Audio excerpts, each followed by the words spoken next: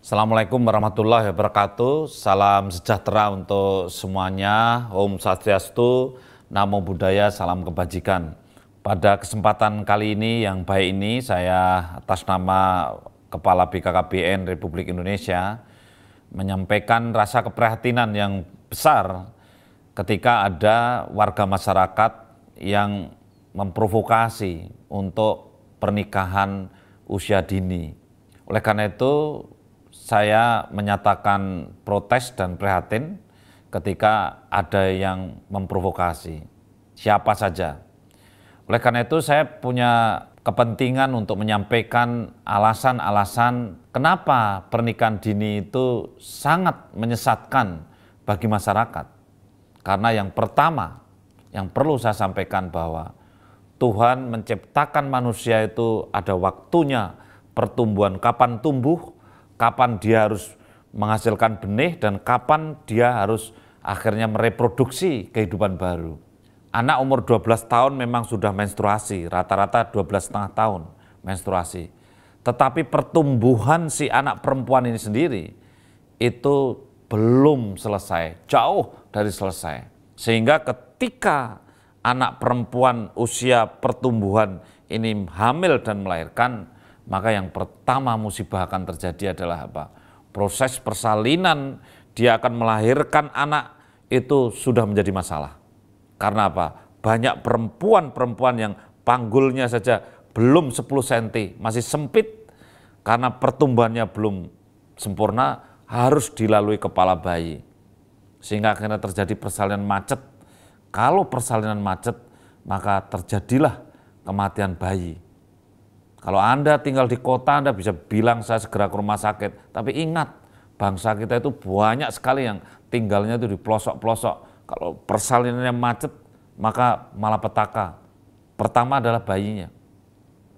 Yang kedua, ketika perempuan-perempuan usia masih imut-imut, masih anak-anak, masih remaja, belum 20 tahun, kemudian hamil dan melahirkan, ternyata banyak yang terjadi. Pada saat melahirkan ini terjadi robekan, musibah.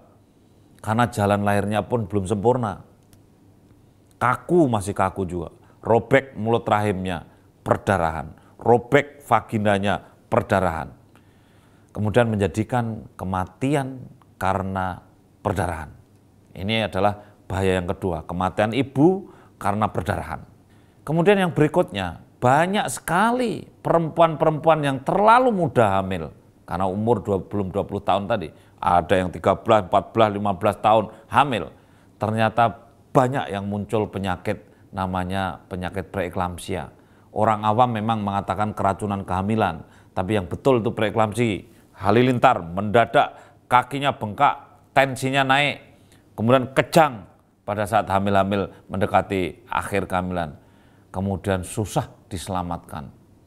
Kematian ibu terjadi lagi. Dan ini perlu diketahui karena ini penting juga, bahwa orang-orang perempuan yang hubungan seks dan kawin pada usia masih 15 tahun, 16 tahun, 17 tahun, belum 20 tahun ini, rentan terjadinya kanker mulut rahim.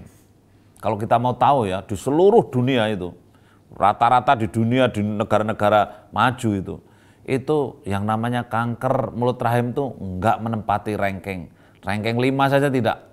Tapi di Indonesia itu kanker mulut rahim itu ranking 2 setelah payudara. Kenapa terjadi begitu? Karena perilaku seksual yang tidak benar salah satunya. Sehingga akhirnya kita itu aneh akhirnya. Kanker mulut rahimnya menjadi juara. Padahal di negara-negara lain sangat langka. Itulah kanker mulut rahim terjadi juga pada perilaku seks yang kemudian masih terlalu muda salah satunya. Kemudian yang kelima, ya, itu apa? Yang orang-orang pada tidak tahu.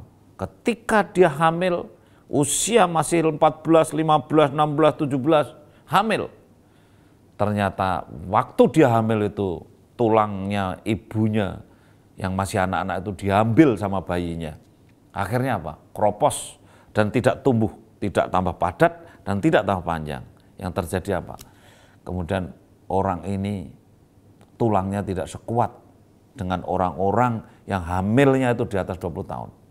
Sehingga akhirnya apa? Akhirnya pada saat dia besok menopause, umur 50 tahun tulangnya sudah lebih keropos. Umur 55 sudah bungkuk. Umur 60 tahun jatuh di kamar mandi, patah tulangnya. Jadi mereka itu nggak mikir bahwa banyak sekali ikutan hamil muda itu. Nah, kesempatan kali inilah saya sampaikan bahwa marilah kita cerdaskan masyarakat kita, masyarakat Indonesia. Anak-anak muda kita berikan pelajaran-pelajaran reproduksi yang baik. Jangan diprovokasi dengan hal-hal yang sesat menyesatkan. Saya kira tidak hanya di dunia kesalahan kita ketika kita menyesatkan orang lain, berurusan dengan undang-undang, berurusan dengan masyarakat dan kesehatan. Tetapi di akhirat pun ketika kita berfatwa tanpa ilmu, bicara tanpa ilmu, memprovokasi orang tanpa ilmu, maka hukumnya sesat menyesatkan dan harus dipertanggungjawabkan tidak hanya di muka bumi tapi kepada Tuhan yang Maha Kuasa. Inilah apa yang kami sampaikan dari BKKBN, mempunyai pesan untuk kualitas SDM yang unggul menuju Indonesia maju seperti yang diupayakan Bapak Presiden Jokowi sekarang ini. Maka marilah kita ciptakan generasi yang unggul, generasi yang bebas stunting.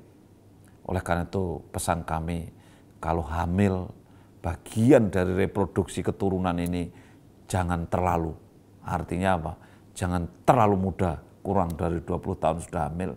Jangan terlalu tua, lebih dari 35 tahun masih ingin hamil. Jangan terlalu sering, jangan kurang dari 3 tahun jaraknya. Dan jangan terlalu banyak, 2 anak lebih sehat. Terima kasih. Wassalamualaikum warahmatullahi wabarakatuh. Om Santi, Santi, Santi Om. Terima kasih.